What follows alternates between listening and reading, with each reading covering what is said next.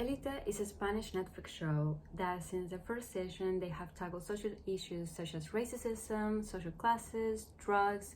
They even introduced prostitution in season 4. For several years, people online have wanted the show to sort of go away, whether it's because they didn't do a good job at bringing these subjects to the screen, or the show is simply not good, or all the above. This time, personally, I think they went too far. In season 5, we can see how they try to justify assault and victimize a rape. So that's what I'm gonna be talking in this video. Trigger warning and content warning for sexual assault and rape. I know it's not an easy subject for many people, and if you get triggered by these topics, please avoid watching this video, and Elite for that matter. Philippe, the star character of this video, makes his first appearance in the second episode of season 4. Introduced as the prince of something, Cayetana is already fantasizing about him even before meeting him.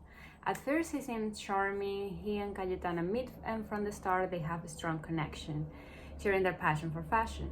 At a party he tries to kiss Calle, to what she pulls away, rejecting him and claiming that he thinks that all girls fall to his feet. He believes she's playing hard to get until he falls for her. And ladies and gentlemen, we're naming this our first red flag. I'm not gonna be counting every fucking red flag because we'll be here for hours. So if you wanna do that, that's your homework. He invites her to another party and shows her dresses for her to choose. They have sex, and he filmed it without her knowledge. When she's getting ready, she noticed that there's a hidden camera that is looking right at the bed, and she's horrified. His excuse, it was for security. He liked the girl and she liked that he was royalty more. He claims that she accused him of sexualizing her and she blackmailed him. He still has no right to film it, even if all of that was true. He claims he deleted the video, but he still doesn't understand what he did was wrong. And he doesn't exactly understand why Calle is pissed at him. He tries to make it up for her when a date, but she doesn't buy it. She wants to trust him. They kiss. She keeps doubting him. At his house, she's trying to check if he really deleted it. He catches her and questions her, making her feel guilty for not trusting him. Ari warns Calle about Philip throughout the whole session, even called her stupid for trusting him again. Philippe keeps going after her, but she doesn't reciprocate. They kiss in the limo and she wants him to stop. She repeatedly says no, he doesn't listen, and she has to get out of the car to get him off of her. She doesn't feel safe around him. He's excusing himself. We were drunk, we were partying. She says it's no excuse, which is true. And he literally says, don't be surprised that I misinterpret your signals. And she's stunned, to say the least. And so am I. He says they were making out. She replies it's no excuse. She said no more than once, and he continued anyway. He apologizes, but the damage is done. On top of that, his mom excuses his behavior has a thing of male nature, and that Calle should be grateful that Philip wants her, that Prince wants her.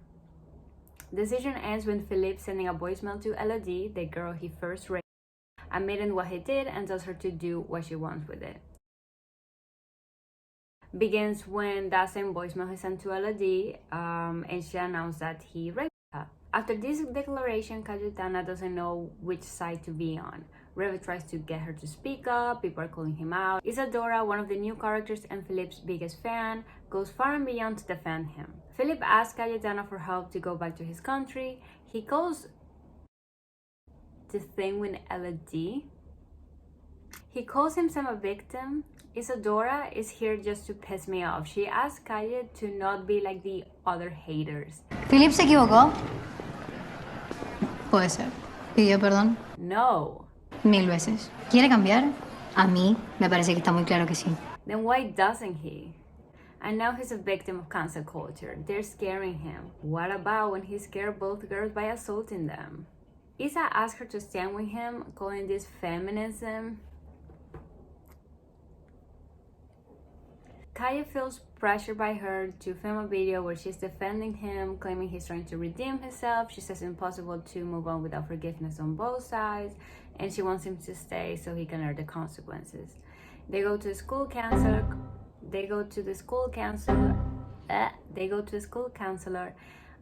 Kaya calls his behavior predatory and he's unaware of the situation. When the counselor asked him what both situations had in common, he said he liked both of girls a lot, and Kaya says that both of them said no. Again, unaware of his actions. He's upset that she called him a predator, making her question herself. He asked her if she ever had any intentions to forgive him. Out of everything was said in the counselor meeting, he understood that he has to get away from alcohol because it makes him do bad things. Isa is eating him up, saying that Kaya has abandoned him and make him doubt about Kaya's intentions. In the next session, he believes they're only telling him everything he does wrong. I mean, dude, if you do nothing right, then someone has to point out the obvious. He tells the counselor to send him a PDF with the instructions. He thinks there's no point since Kaya doesn't want to be with him, and she tells him he has to do this for him, not for her. He stops going to the counselor, and he doesn't appreciate what Kaya's doing, and the minute she's accepting it and getting away, moving on with her life, he's all, did you give up on me? I don't know why I say it like that. I am a bit congested. I have a cold, so just I meant to say give up on him. Did I say it right? I think I said it the same. Gosh dang it. That she's judging him and he's with Isa because she's always saying yes and doesn't question him. Isa and Philip fuck in the limo. He gets flashbacks of Kaya and stop. Isa is pissed that Philip is ghosting her. When confronting him about it, she tells him, how could you do this to me after I decided to believe you? And he's once again victimizing himself. He's like, you decide? After Philip says all the bad things to Isa, she decides to go to Ibiza to have a good time with 3 guys at school and Ivan. Philip sees the social media posts, sees the drugs, and gets very angry. So angry that he literally fucking flies to Ibiza, goes to her suite. They try to talk, and he joined the party to show Isa he cares about her. Everybody's super drunk. Isa blacks out, and the 3 dudes sexually assault her while filming. Meanwhile, Ivan and Philip are on the floor trying to get up and stop them, but eventually pass out. So they do nothing. The day after school, Philippe is talking to Ivan about what happened, trying to remember the details, and Ivan is freaking out, saying, I'm not that kind of guy. And Philippe gets defensive, and I am. Yes, you are. Isa is suffering. Cayetana is giving her some support words. She's denying everything, and Calle tells her that it's okay to speak up, but it's also okay not to speak up. Kaya lets her know that she's there for her. Now Philip is a hero because he tried to do the right thing, and now he's aware that being drunk and pass out, it's no excuse, and the guy tells him, you think you have the right to lecture me on the subject? I mean, he's kind of right. Philip hits him. Isa and Philip are talking about Ibiza. She thinks it's convenient that he didn't do anything. He wants her to speak, but she wants to forget. And Philip is giving her some encouraging words that are just ugh. And she goes to report it, and Philip goes with her. From the moment he filmed he and Cayetana having sex without her awareness, the way he reacted, justifying it as a security measure and not understanding why Kaya is so upset, thinking that because apparently a girl falsely accused him of rape, gives him the right of illegally filming a sex tape and unknowingly from the other participant. He shifts the conversation to him doing her a favor. After all, he's a prince and he's talking to her. He doesn't understand what no means. He was probably used to getting everything he wished for growing up. Never learned what consent means or what the word no means. After Kaya and Philip make up, she still doesn't trust him and checks for the deleted footage. He victimizing himself when he catches her, making her feel guilty for not trusting when she has all the reason not to. He turns the conversation once again to their social status differences, blaming her in not believing someone like him could like someone like her. After he sexually assaults her, his excuse, they were drunk, I misinterpreted your signals. Philip, she said no. There's no misleading there. She asked you to stop. There's no misleading there. She couldn't be any more fucking clear.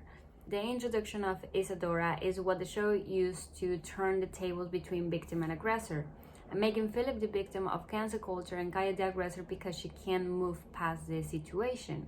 Isadora is constantly defending him with no purpose other than wanting to be with him.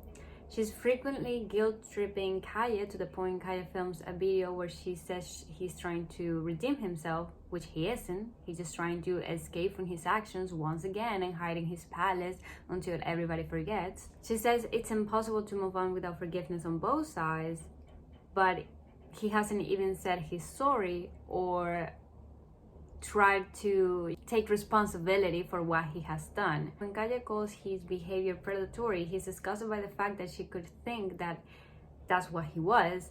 And once again, he's upset, asking Kaya if she ever had the intention to forgive him. I'm sorry. Have you said you're sorry, for starters? And second, did you even understand the crime you committed? Because you committed a fucking crime. I'm not expecting this dude to go to prison because he has all the money in the world to pay bail or to literally escape, but he doesn't even understand what he did was wrong. He has no knowledge of the crime he just committed.